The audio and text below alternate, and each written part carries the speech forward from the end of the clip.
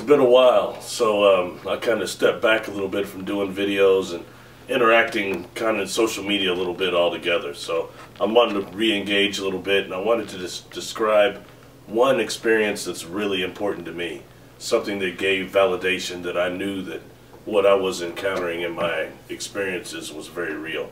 So it's important, and I think it'll be just kind of cool to go over it, another experience. So anyway, we'll go from there and see if I can relay this in a fashion that makes sense. Yo. Salutations. It's been a while. I wanted to go over an experience that I had, which would have been in 1985. I was in the 6th grade. All right. This experience was very significant for me in terms of it allowed me to know for the first time definitely I wasn't either insane or suffering from some chemical imbalance of the brain, that actually what was happening to me was real. Alright, so let's go over this experience a little bit. You've already seen a couple, the main picture itself. Alright, this is one of these nights that I had woken up not at home, not in my room, which had happened to me several times when I was a child, especially from the age of 7 on. Okay, this night I had woken up and I was aboard this ship in a room, a large room that had a screen over it, okay? And on this screen, what I could see was 3 other ships, and what appeared to be we were over a mountain pass that looked something like either the Swiss Alps or, excuse me, or the Rocky Mountains, or something that's a snow-topped cascade, all right? I'm seeing these ships that appear to be sucking up some type of a smog underneath their ventricle bottom.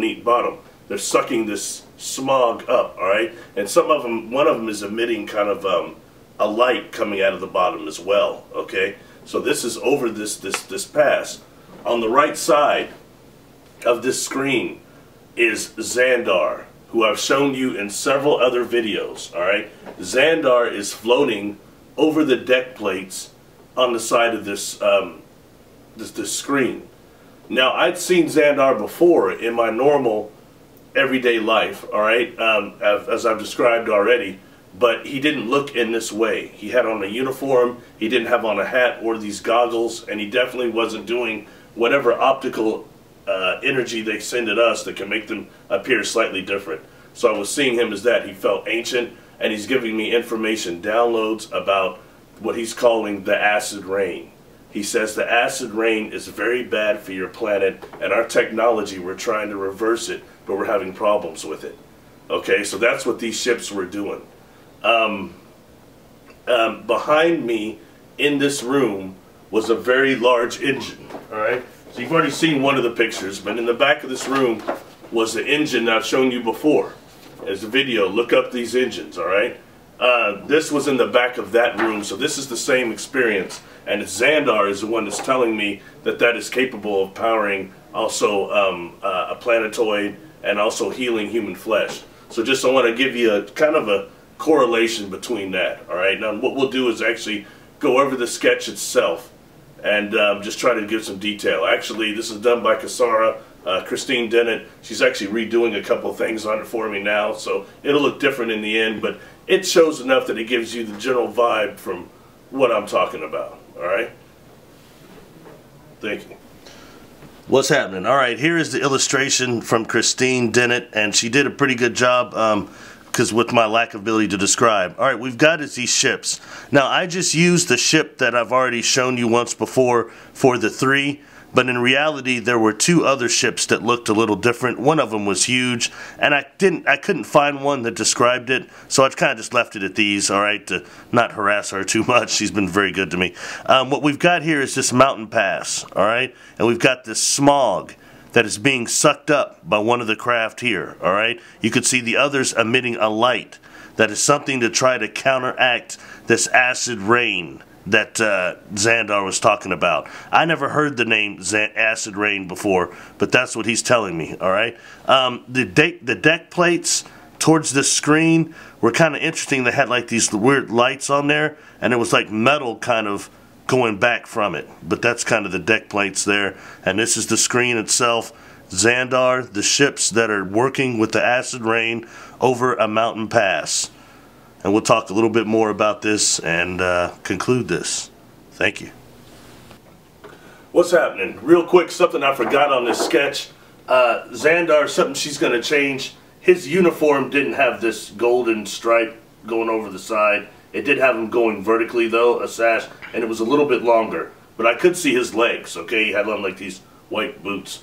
Anyway, that's just something I want to say about that. Also, some other information he gave me during this was he talked about the M&M, what I call the M&M effect. The metals in our atmosphere and also the microwaves, how it makes it hard for them to come out of these ships and exist here in the density here. Okay, so that's just something else I want to throw in with that. Alright, now what had kind of brought this through to where I knew I was not insane is about maybe 2 weeks after I have this encounter, this experience, alright, in the 6th grade. Our teacher, Miss Crow, good teacher, she had us read once a week, normally, or once a month, the Scholastic News. It was called the Scholastic News about current events.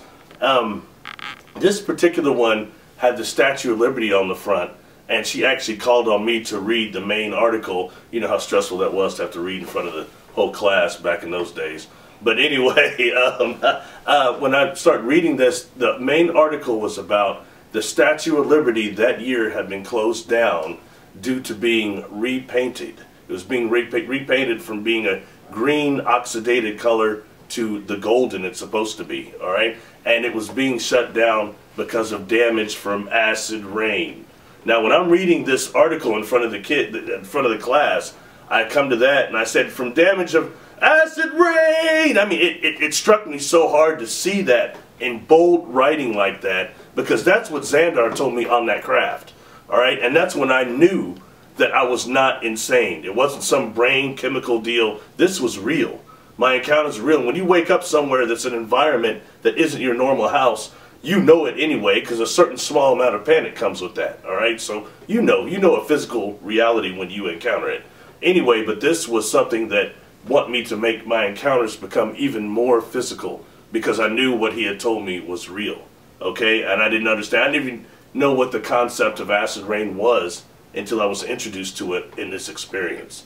So that's just one I want to kind of bring to light and just say, for anybody that might have encounters like this, trust what's happened to you a little bit. Don't be afraid of your own perception, alright? Don't be afraid of your encounters. What I did was I wanted more information like that, so I tried to increase the encounters, increase the experiences, and it didn't work that way. It kind of happens when it seems like they want it to happen more, alright? Not when I want to induce it. At least that's the nature of my contacts anyway. So I want to share that with you. Once again, in the back of that room, where's this engine, okay? That's deactivated, this is activated. So go back on the channel and look up these. Look up the engine and look up Xandar also, who you've seen, alright? All that stuff is on the channel. I just want to try to pull some of this too for you. Hopefully you enjoy it. Maybe it will trigger information for some people, because this was some type of a project that this alliance was dealing with smog and dealing with acid rain. Thank you very much for listening. Thanks for all that actually kept subscribing and asking me to make more of these videos. I wasn't going to do any more of them, but I've had enough people ask that I'm going forward with it. Sometimes this goes in the realm of spirit, and if I can help anybody with their experiences, that's what I'm here for. Alright, I'll start replying to people more.